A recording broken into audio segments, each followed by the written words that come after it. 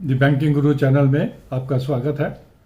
आज हम अपनी इस वीडियो में कर्नाटक बैंक के सितंबर क्वार्टर के रिजल्ट्स जो कल रिलीज हुए थे उन्हें डिस्कस करेंगे। इस बैंक का सबसे पहले तो ये देखने का है कि जितने अच्छे रिजल्ट्स दिख रहे हैं क्या वास्तव में इतने अच्छे रिजल्ट्स हैं, क्योंकि आज ये इसका शेयर अपर सर्किट 20% अप है।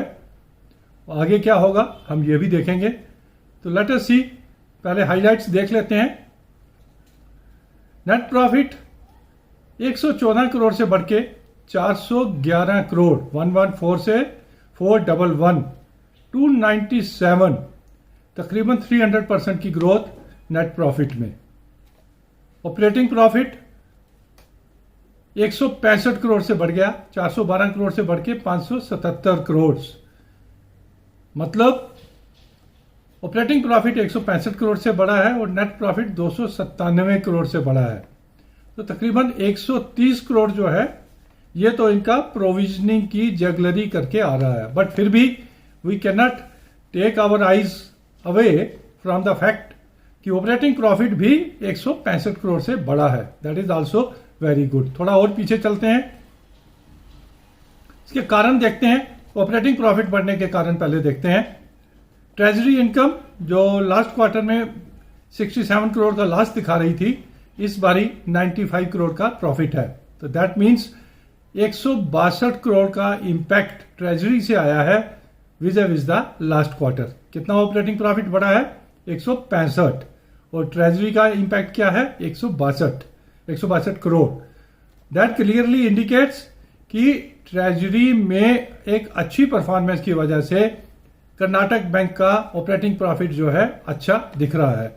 अब देखते हैं, ऑपरेटिंग 165 और नेट 297 करोड़, ये जो 130 करोड़ का फर्दर डिफरेंस है ये इन्होंने कहां से बढ़ाया है?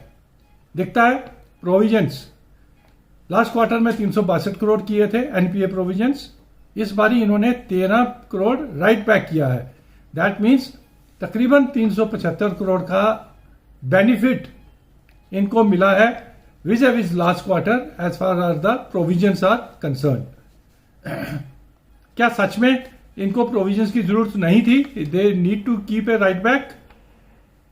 एसेट क्वालिटी में अगर देखें तो to some extent it is right, क्योंकि इनके ग्रॉस एनपीए 350 करोड़ से कम हो गए और नेट एनपीए 234 करोड़ से कम हो गए।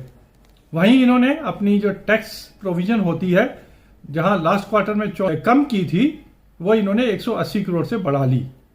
तो वहां भी इन्होंने प्रॉफिट को देखते हुए 180 करोड़ का टैक्स प्रोविजन कर लिया। कोई भी बैंक ऐसे टैक्स नहीं देता है।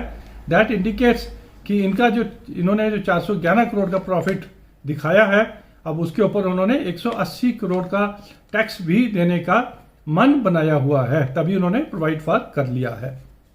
बाकी चीजें आइए डिटेल में देखते हैं। इंटरेस्ट इनकम 142 करोड़ से बढ़ गई vis last quarter. Other income 128 crore से बढ़ गई। हमने देखा है इसमें से 162 करोड़ जो है वो ट्रेजरी इनकम की वजह से इंपैक्ट है। Total income has gone up from 1761 crore to 2031 crore, a increase of 270 crore.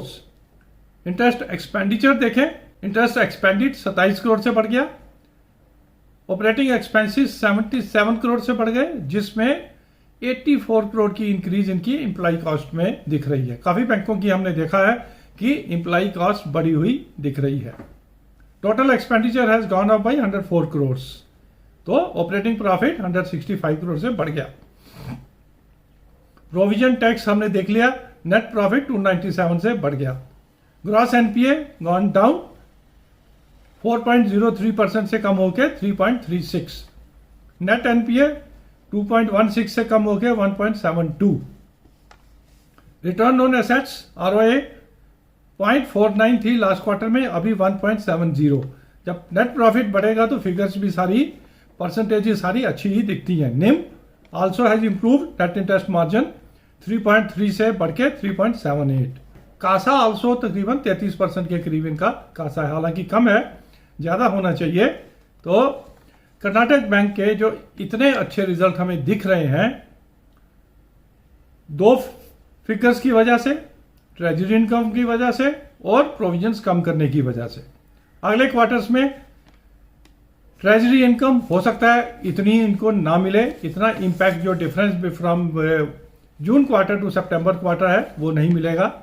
Similarly provisions का जो बेनिफिट था जो इन्होंने सीधा ही राइट बैक कर लिया 375 करोड़ से, हो सकता है अगले क्वार्टर में इसका इम्पैक्ट नहीं मिलेगा क्योंकि बेस का भी फर्क पड़ेगा। फिर भी 411 करोड़ तो नहीं, वी एक्सपेक्ट कर्नाटक बैंक अगले क्वार्टर में भी अच्छा परफॉर्म करेगा। इतना जंप तो नहीं एक्सपेक्ट कर सकते जो इस क्वार्टर में किया है, बट फिर भी ठीक ठाक परफॉर्म करना चाहिए अगले क्वार्टर में भी। आइए शेयर की चाल देखते हैं, वो तो हमने देख ही लिया। 55 रुपीज का इसका लोअर्स था, 112 का हाईएस्ट, 112 पे ही चल रहा है, आज अपर सर्किट पे था। प्राइस अर्निंग के हिसाब से भी लो प्राइस्ड है, 6.79 की पीई है इनकी, हालांकि इंडस्ट्री पीई 25 की है। दिक्कत है 3 मंथ्स रिटर्न्स, 56% की 3 महीने की रिटर्न ये कर्नाटक बैंक दे चुका है एज ऑन डेट, आज का 20% का अपर सर्किट को मिला के। अभी भी क्योंकि पीई काफी कम है, अभी भी काफी कम लोअर प्राइस पे है, still it can go up. कहां जाके सेटल होगा ये तो नहीं कह सकते, बट अभी भी इसमें ऊपर की चाल बाकी है। बट लॉन्ग टर्म के लिए क्या ऐसे ही एक्सीलेंट रिजल्ट्स आते रहेंगे हर एक क्वार्टर में? No, a big no for that. इस क्वार्टर में एंजॉय कर लीजिए, जितना जिनके पास है वो एक अच्छा जंप ले सकते हैं, लेकिन एक बारी सेटल होने के बाद हम इसमें दोबारा लॉन्ग टर्म इन्वेस्टमेंट के एंगल से इन्वेस्ट करने के लिए उस समय सोचेंगे। इन हायर रेट्स के ऊपर हम नहीं सोचेंगे, क्योंकि ये जो टेम्पररी हाइप इन रिजल्ट्स की वजह से हुआ है वो अगले क्वार्टर्स में नहीं रहने वाला है। हालांकि फिर भी अच्छे रिजल्ट्स तो आएंगे, लेकिन इतने अच्छे रिजल्ट्स नहीं आएंगे।